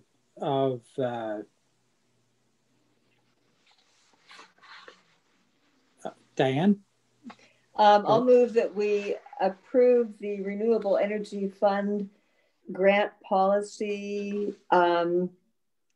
as reviewed and I don't know what's the word, and amended. I'll second that. Okay. So moved and seconded. Any further comments on it? Okay, I'll call the question. All in favor? Yep. Motion carried. Thank you. So with that then, Brandy, I just want to make sure I'm doing it right then. We don't need to say anything about the application form. We'll just leave it untouched tonight and bring it back at the next meeting? Yep. Okay. So if that completes section 6.1, no correspondence, any announcements and inquiries? I have a question, if I may. Yes. Actually, I have two questions. My first one is, it's kind of a weird one, but I've been thinking of projects that might be joint projects between a group and the township. And I'm thinking specifically of heritage buildings. And I wondered if we've just gone through this and maybe it's a bad time to mention it, but I wondered if we should foresee an opportunity for partnerships with the township for the Renewable Energy Fund, or whatever the capital one is called. Yeah. I've thought of that as well. That's something we could think about. And I wondered if that did sort of fall into it, and I'm quickly trying to find it and I can't. But the capital grant one, where it says it's for historical, it doesn't limit it, that it's part of the business plan could be a partnership. Mm-hmm. So when they do the application, I mean, obviously there'd be some discussion. Yeah. But an organization, if there was a group that did want to do something to improve a historical building or a historical landmark or something and wanted to partner with the township, I think that my interpretation of this is, I think that would be a viable application, depending on all the terms and everything. Is that what you were? It is. And I guess, I mean, it's a weird time to mention it when we've just talked about the policy, but maybe, I don't know, maybe we can think about how maybe we can work it into the application somehow. Yeah, because that's all part of the business plan. I mean, the township council's partnered with organizations for park enhancements, for all kinds of recreation stuff, historical, because we took over a historical building and worked with a group to bring it back up in Wilton, and it's used as a community event, a community hall now. So there's all those examples, Nielsen Store. There's lots of examples where we have partnered, and I kind of saw this as who we partnered with. That could be part of their stream to bring in as well. And part of the business plan would be the partnership, whether it was with the township or with something else. Right. Yeah, and it wouldn't even need to be, it could, yeah, I mean, that does open up, it could even be a private enterprise possibly, but. Yeah, because when you get into environmental, you could be partnering with any other group that specializes in wetlands, specializes in, enhancing for the wildlife or anything like that. Yeah. So I kind of thought that this kind of opened the door that was one. Now, if anybody on the committee sees it differently, then but yeah, that's something to keep in mind too. And maybe when we're looking at the application, we can just make sure that we aren't ruling that out. Right. Okay. That was one question. Did you say you had two, or was that the second one? Well, I did. I wondered if we could have a financial update for the next meeting. Oh, of the funds? That's right. The income so far? That shouldn't be a problem, eh, Phil? No, it shouldn't be a problem. We have not got the 2020 windmill money yet. So I wouldn't be able to update you on what the exact amount's going to be for the windmill money, but we can update where the reserve funds are at this point. So the way the windmill works is because there's so many factors into it, they actually send us a big spreadsheet with operational times and yada yada, a whole pile of details that we review and make sure we're comfortable with. And then we invoice them. So they haven't actually provided us that yet to show what they're proposing, but we'll just have it up to date, whatever that is. If we receive that and we're invoicing them, then we can make a note of that. But otherwise, it'll be 2019 then. Or yep. Okay. Okay, Diane. Thank you. And thank you everyone for bearing with me. Okay. So I guess the next one's adjournment. If anybody's willing to go home, we are home. You'd entertain a motion for adjournment. Not all of us. Oh, yes, Brandy. Sorry, just to confirm, next meeting is going to be February 25th, 6 p.m. Sorry, I should have moved that up on the agenda before adjournment. That's what we mentioned at the last meeting. Is everybody still okay with that? Sounds good. Okay. And that gives a few weeks. That gives a couple of weeks for you to be able to do your update, Brandy, and publish, and that should work okay? Okay, good. Yep, all good. So February 25th at 6 p.m. for the next meeting, and sounds good. Now we can do the adjournment. Moved by Joan. Yep. Seconded by. Sure. Yep. James. Call the question. All in favor? Yep. Carried. Thank you so much. Long Sounds meeting. Good. We covered a lot of ground. I think we're going to have it. Thank you, everyone. Thank you. Right. Thanks. Thanks. Good night, everyone. Night. Thanks for all your work.